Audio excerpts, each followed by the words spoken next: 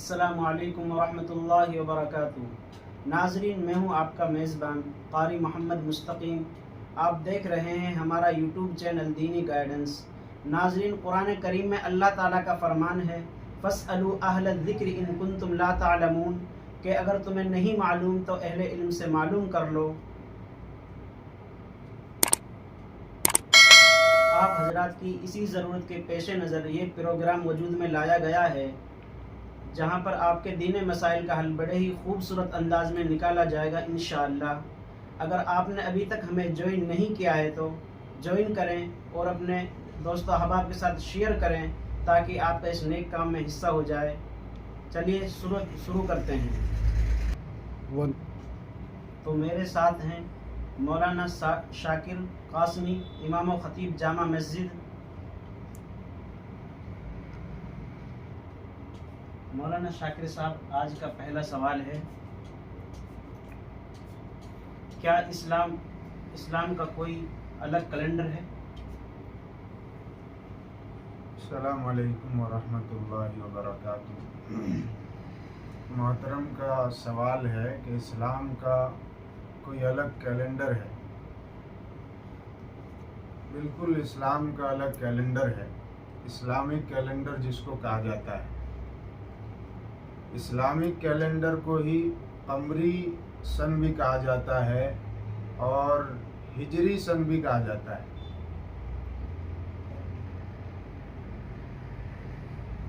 اسلامی کیلنڈر سے ہی ہمارے شرعی احکام وجود میں آتے ہیں، ان کا پتہ لگتا ہے کہ کن دنوں میں کون سے اعمال کرنے ہیں۔ تو حج کا مسئلہ ہے، وہ بھی قمری تاریخ کے اعتبار سے پتہ چلتا ہے۔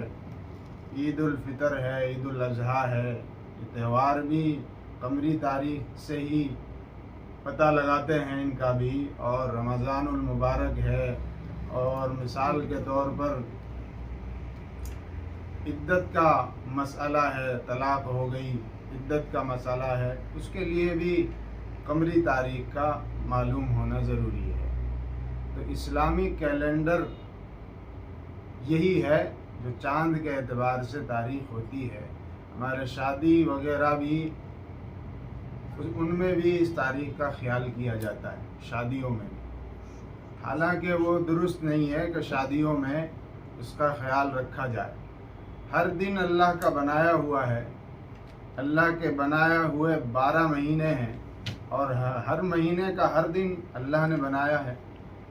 تو ہر دن میں ہم خوشی کا کام کر سکتے ہیں۔ کسی دن میں برائی، کسی دن میں کوئی نیک عمل کرنا، اچھا عمل کرنا یہ برا نہیں ہے، کسی بھی دن طے کر سکتے ہیں۔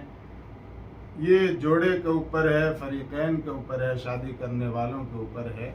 وہ جس دن میں فارغ ہوں، جس دن کو اپنے لیے بہتر سمجھے، اس دن میں شادی کر سکتے ہیں۔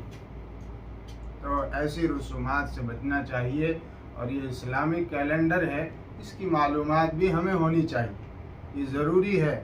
آج کل پتہ ہی نہیں ہوتا، جو شمسی تاریخ ہے، انگریزی تاریخ جس کو بولا جاتا ہے، اس کے بارے میں بچوں سے پوچھو، بڑوں سے پوچھو، ہر ایک بتا دے گا فوراً کہ آج 20 تاریخ ہے، کون سا مہینہ، 7واں مہینہ ہے، فوراً بتا دے گا۔ جب ان سے پوچھا جائے کہ چاند کی کون سی تاریخ ہے تو کچھ پتہ نہیں ہوتا، چاند کی کون سی تاریخ۔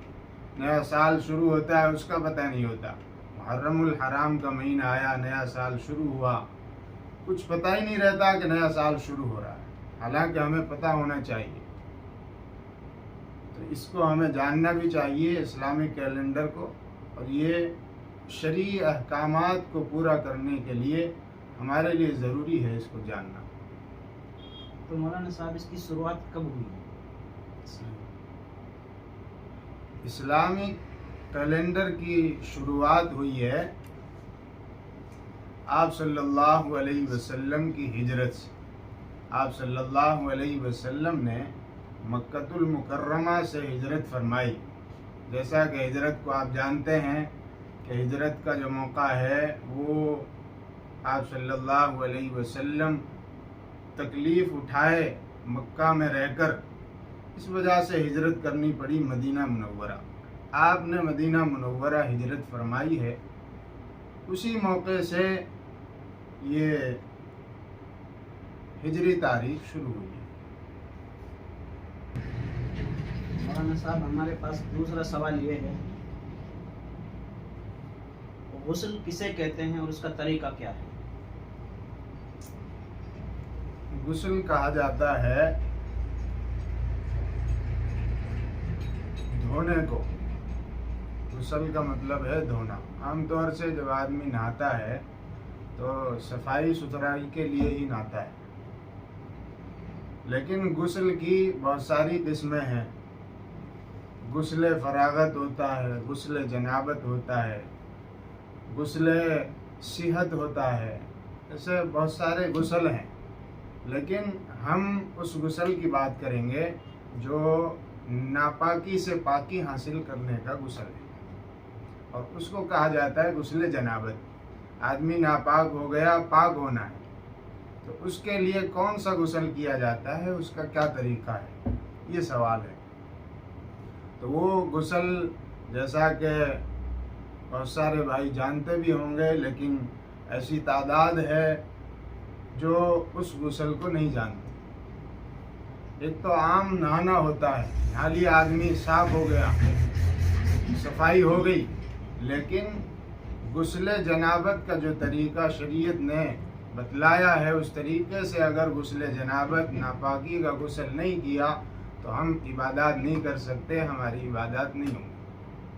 تو عبادات صحیح ہوں تو ناپاکی سے غسل کرنے کا، پاک ہونے کا جو طریقہ ہے وہ شرعی طریقہ ہے، اور اسی کے مطابق وہ غسل کرنا ہوگا.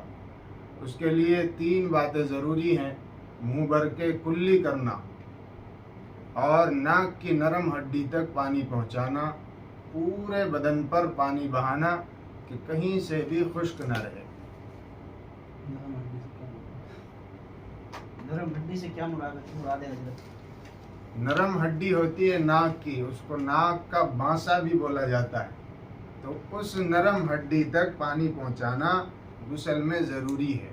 یعنی یہ بھی بدن کے ظاہری اعضاء ہیں، ظاہری عضو میں شمار ہوتے ہیں. اسی طرح منہ بھر کے کلی کرنا، خالی کلی کرنا نہیں، منہ بھر کے کلی کرنا ہے. یہ ظاہری اعضاء ہیں، ان کو تر کرنا، پانی سے بھگونا غسل میں ضروری ہے.